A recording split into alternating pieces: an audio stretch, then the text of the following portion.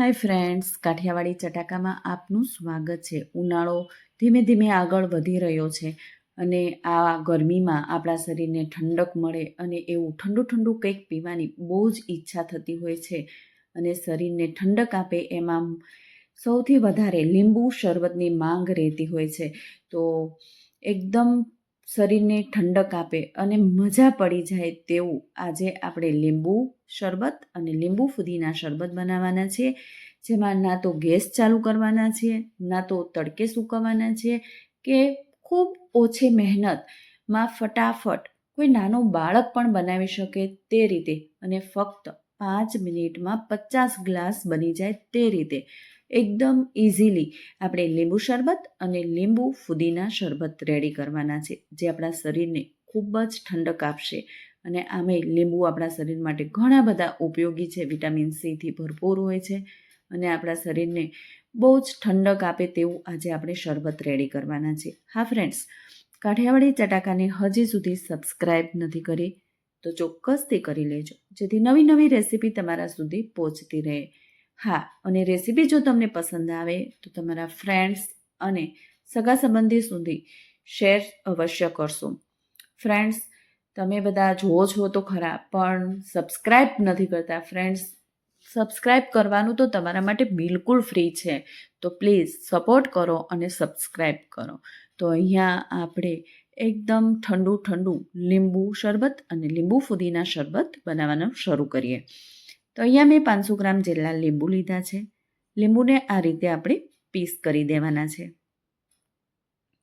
ત્યારબાદ આપણે લીંબુનો રસ કાઢી લેવાનો છે. લીંબુનો રસ તમે કોઈ પણ રીતે આ રીતે કોઈ સંચામાં પણ કાઢી શકો છો, હાથથી પણ કાઢી શકાય છે. જે રીતે તમને યોગ્ય લાગે તે રીતે તમારે લીંબુનો રસ કાઢી લેવાનો છે. જેટલા પ્રમાણમાં બનાવવું હોય તેટલા લીંબુ લેવાના છે અને તેનો રસ કાઢી લેવાનો છે. મેં અહીંયા 500 લીંબુ યુઝ કર્યા છે. 1 વાટકી રસ નીકળ્યો છે. તમે જોઈ રહ્યા છો, આ 1 વાટકી છે એટલો રસ નીકળ્યો છે. અત્યારે લીંબુ થોડા સસ્તા મળે છે, તો આ રીતે આપણે લીંબુ શરબત માટેનું પ્રીમિક્સ બનાવીને રાખી જ દેવું જોઈએ, જેથી આપણે ઉનાળામાં વાંધો ના આવે ને ફટાફટ બની જાય. તો અહીંયા આપણે જે લીંબુનો રસ જ્યુસ નીકળ્યું છે તે ગાળી લેવાનું છે, જેથી તેના બીજ કે ગમે તે હોય તો ગળાઈ જાય, અંદર આવે નહીં એના માટે. અને કોઈ મોટી પ્લેટ લેવાની છે અને તેમાં નાખી દેવાનું છે. ફ્રેન્ડ્સ, તમે આ રીતે પ્રીમિક્સ બનાવશો ને લીંબુ અને લીંબુ ફુદીનાનું, તો તમારા માટે એકદમ ઇઝી બની જશે. કોઈ પણ ગેસ્ટ તમારા ઘરે આવશે ને તો 5 મિનિટમાં તમારું બાળક પણ બનાવીને આપી દેશે, એવું ઇઝી બને છે અને ટેસ્ટી તો બહુ જ સરસ બને છે. હા, અને ખર્ચ પણ ઘણો બધો ઓછો થાય છે. તો આ રીતે આપણે 1 વાટકી લીંબુનો રસ લીધો છે, તો તેની સામે આપણે ખાંડ એ જ વાટકી ભરીને ખાંડ લેવાની છે. તો ખાંડ કેટલી લેવાની છે? તો એનું પ્રમાણ એવું છે કે જેટલો લીંબુનો રસ છે એનાથી 3 ગણી વધારે ખાંડ લેવાની છે. હા ફ્રેન્ડ્સ, 1 લીંબુનો રસની વાટકી લીધી છે. 1 વાટકી ભરીને લીંબુનો રસ લીધો છે, તો 3 વાટકી ભરીને ખાંડ લેવાની છે. જો ગળપણ થોડું વધારે જોઈતું હોય તો તમે 3.5 વાટકી સુધી પણ લઈ શકો છો. આ રીતે આપણે ખાંડ અને લીંબુના રસને સારી રીતે મિક્સ કરી દેવાનું છે. તમે થોડીવાર અંદર હલાવશો એટલે સરસ રીતે બધું જ ખાંડ અને લીંબુનો રસ એકબીજા સાથે મિક્સ થઈ જશે. આ રીતે આપણું ખાંડ અને લીંબુનો રસ મિક્સ થઈ ગયું છે. આખી પ્લેટ ભરાઈ ગઈ છે. તો હવે આ પ્લેટ આપણી જલ્દીથી સુકાતા થોડી વાર લાગે એટલે આપણે તેને અલગ અલગ પ્લેટમાં લઈ લઈએ. જેટલી પાતળું લેયર થાય તો ફટાફટ સુકાઈ જાય, એના માટે આપણે તેને અલગ અલગ પ્લેટમાં થોડું થોડું કાઢીને લઈ લઈશું. આવી કુલ આપણે 3 પ્લેટ રેડી કરવાની છે. તો આ રીતે જે પ્રમાણમાં તમારું મિશ્રણ હોય એ રીતે તમારે પ્લેટો રેડી કરવાની છે. થોડું પાતળું લેયર હશે તો સુકાતા વાર નહીં લાગે, ફટાફટ સુકાઈ જશે. એટલા માટે આપણે આ રીતે લઈ પછી તેના ઉપર આ રીતે પાથરી દેવાનું છે. તો અહીંયા મેં 3 પ્લેટમાં અલગ અલગ 3 પ્લેટમાં આ રીતે જે મિશ્રણ હતું તે લગાવી દીધું છે અને સ્પ્રેડ કરી દીધું છે. તમે જોઈ રહ્યા છો ફ્રેન્ડ્સ, એકદમ પાતળું આ રીતે લેયર કરી દેવાનું છે. હા ફ્રેન્ડ્સ, તો અહીંયા આપણું 3 પ્લેટ રેડી થઈ ગઈ છે. બસ આ રીતે જ આપણે આ 3 પ્લેટને રેડી કરવાની છે. ફ્રેન્ડ્સ, લીંબુ મોંઘા થાય ને એ પહેલાં તમે આ પ્રીમિક્સ બનાવીને તૈયાર કરી નાખજો. તમારા માટે ખરેખર ખૂબ જ ઇઝી બની જશે. અને જ્યારે પણ ઘરમાં કોઈ પણ કહે ને ત્યારે બનાવીને દઈ દેવાનું. તો આ રીતે આ પ્લેટોને આપણે પંખા નીચે સૂકવવાની છે. કોઈ તાપમાં, તડકામાં, બહાર ક્યાંય નથી સૂકવવાની, પંખા નીચે સૂકવવાની છે. પંખા નીચે સૂકવ્યા બાદ 3-4 કલાક થાય ત્યારે આવું થોડું ગાઢું બનશે, એટલે તેને આપણે પાછું હલાવી દેવાનું છે, ઉખાડી દેવાનું છે. આ રીતે થોડું ઠીક થયું હશે તો આપણે તેને ફરી પાછું 3 પ્લેટમાંથી આ રીતે ઉખાડી દેવાનું છે. અને ફરી પાછું એ ઉખાડેલા ને આપણે સ્પ્રેડ કરી દેવાનું છે, એટલે પાથરી દેવાનું છે. તમે આ રીતે પંખા નીચે પાથરશો ને ફ્રેન્ડ્સ, તો 1.5-2 દિવસમાં તો સરસ રીતે સુકાઈ જશે. હા ફ્રેન્ડ્સ, એ ભૂલ ના કરતા કે તડકે સૂકવવાની. તડકે સૂકવશો તો બિલકુલ નહીં, ઉપરથી ખાંડ ઓગળ કરશે, એટલે તડકે નથી સૂકવવાનું, પંખે જ સૂકવવાનું છે. અને સૂકવ્યા 2 દિવસ બાદ તો સરસ સુકાઈ જશે. આ રીતે તમે 3-4 કલાકે તેને હલાવ્યા કરવાનું છે, પાછું પાથરી દેવાનું, હલાવ્યા કરવાનું, પાછું પાથરી દેવાનું. તો એકદમ સરસ રીતે પંખે સુકાઈ જાય છે અને આ રીતે સાકર ટાઈપનું થઈ જાય છે અને એકદમ ક્રિસ્ટલ ટાઈપ થઈ જાય છે. તો આ એકદમ સરસ આપણી લીંબુ અને ખાંડનું જે મિશ્રણ હતું એ એકદમ સરસ સુકાઈ ગયું છે. હા ફ્રેન્ડ્સ, આને ઢાંકવાનું પણ નથી, ખુલ્લું જ રહેવા દેવાનું છે રાત્રે અને દિવસે. તો એકદમ સરસથી સુકાઈ જશે, સુકાતા વાર પણ નહીં લાગે. તો હવે આપણું આમ મિક્સર રેડી છે, તેને આપણે મિક્સરમાં દળી લેવાનું છે. તો આ રીતે મેં મિક્સર જારમાં જેટલું સમાય છે તેટલું નાખ્યું છે.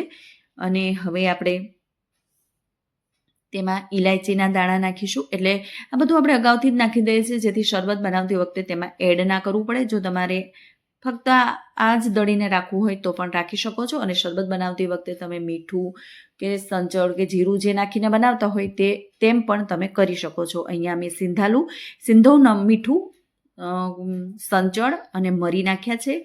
મરી આપણા શરીર માટે ખૂબ જ ઠંડા છે, સ્વભાવે તીખા છે પણ શરીર માટે ઠંડા છે, એટલે મરીનો પણ યુઝ કર્યો છે.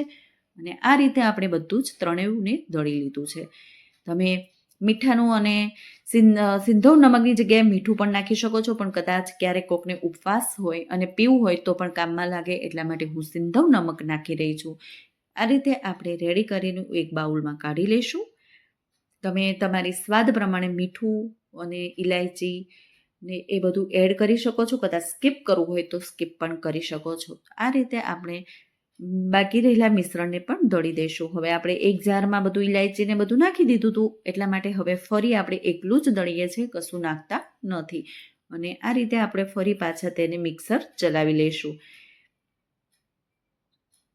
એકદમ સરસ એવું લીંબુ શરબત માટેનું પ્રીમિક્સ આપણું તૈયાર થઈ જશે. જરા પણ વાર નહીં લાગે, 2 દિવસમાં તો સુકાઈ જાય છે અને સરસ તૈયાર પણ થઈ જાય છે, જે આખું વર્ષ સ્ટોર કરી શકાય છે. લીંબુ મોંઘા જેટલા થવા હોય એટલા થાય, આપણે ટેન્શન ફ્રી રહીએ અને આરામથી લીંબુ શરબત પીવા મળે છે. હવે આપણે બીજું લીંબુ ફુદીના શરબત બનાવી. એટલે કે અહીંયા મેં 1 દિવસમાં જ ફુદીનો સુકાઈ ગયો છે, સરસ તાપ પણ પડે છે. પંખા નીચે રાખ્યો તો થોડી વાર માટે તડકામાં મૂક્યો હતો અને સરસ સુકાઈ ગયો છે. એટલે આપણે તેને મિક્સર જારમાં નાખી દઈશું. થોડી ઇલાયચીના દાણા નાખ્યા છે અને ત્યારબાદ આપણે થોડા મરી નાખી દઈશું. તમને જો મરી ના નાખવો હોય તો સ્કીપ કરી શકો છો, ઇલાયચી પણ સ્કીપ કરી શકો છો. અને કોઈ વસ્તુ એડ કરવી હોય તો એડ પણ કરી શકો છો. અહીંયા હું શેકેલા જીરાનો પાવડર નાખી રહી છું. જો તમને જીરાનો ટેસ્ટ સારો લાગતો હોય તો તમે એડ કરી શકો છો, નહીં તો ફક્ત લીંબુ અને ફુદીનાનું પણ બનાવી શકો છો. પણ જીરું પણ શરીર માટે ઘણું સારું છે, ઠંડુ છે, એટલા માટે જીરાનો ટેસ્ટ પણ સારો લાગતો હોય છે, એટલા માટે હું જીરું એડ કરી રહી છું. તો આ રીતે આપણે મિક્સર ચલાવ્યા બાદ લીંબુ ફુદીનાનું પ્રીમિક્સ પણ રેડી થઈ ગયું છે. તમે જોઈ રહ્યા છો ફ્રેન્ડ્સ, આમાંથી શરબત બનાવતા જરા પણ નહીં વાર લાગે. 1 ચમચી નાખ્યું તરત જ શરબત રેડી છે. જે આપણે ખાંડ ઉગાડવાની ને બધો સમય લેતો હતો તે બિલકુલ સમય નહીં લે અને એકદમ ફટાફટ નાના બાળક પણ આરામથી બનાવી શકે તેવું આપણું લીંબુ શરબત અને લીંબુ ફુદીના શરબતનું પ્રીમિક્સ રેડી થઈ જાય છે. તો અહીંયા આપણે લીંબુ ફુદીનાનું પ્રીમિક્સ પણ અલગ કરી લીધું છે અને લીંબુ શરબતનું પ્રીમિક્સ પણ રેડી છે. તમે જોઈ રહ્યા છો, બંને જ પ્રીમિક્સ ખૂબ જ સરસ લાગી પણ રહ્યા છે અને ટેસ્ટમાં પણ ખરેખર એવા જ મસ્ત છે. અને જો લીંબુ ફુદીનાનું પ્રીમિક્સ તમારે થોડો ગ્રીન કલર એડ કરવો હોય તો કરી શકો છો. કહેવાય છે ને કે આપણી આંખને છે ને હંમેશા સારું જોવું ગમે છે, કલર વાઇઝ સારી હશે ને તો મજા આવશે, એટલા માટે થોડો ગ્રીન કલર નાખ્યો છે, જે ખરેખર ખૂબ જ સરસ લાગે છે. તો અહીંયા આપણું લીંબુ ફુદીના અને લીંબુ શરબત રેડી છે. ચોક્કસથી એકવાર તો ટ્રાય કરવા જેવી જ છે. જો તમે આ રીતે પ્રીમિક્સ બનાવીને રાખી દેશો તો લીંબુ ગમે તેટલા મોંઘા થાય, ટેન્શન છોડી આપણે લીંબુ શરબત પી શકીશું અને બીજાને પાઈ પણ શકીશું. તો ચોક્કસથી લીંબુ શરબતનું અને લીંબુ ફુદીનાનું પ્રીમિક્સ ઘરમાં બનાવીને રાખજો. લીંબુ શરબત બનાવવાનું તમારા માટે એકદમ આસાન બની જશે અને લીંબુ મોંઘા થયાનું ટેન્શન પણ ઘટી જશે. Thank you. Bye bye.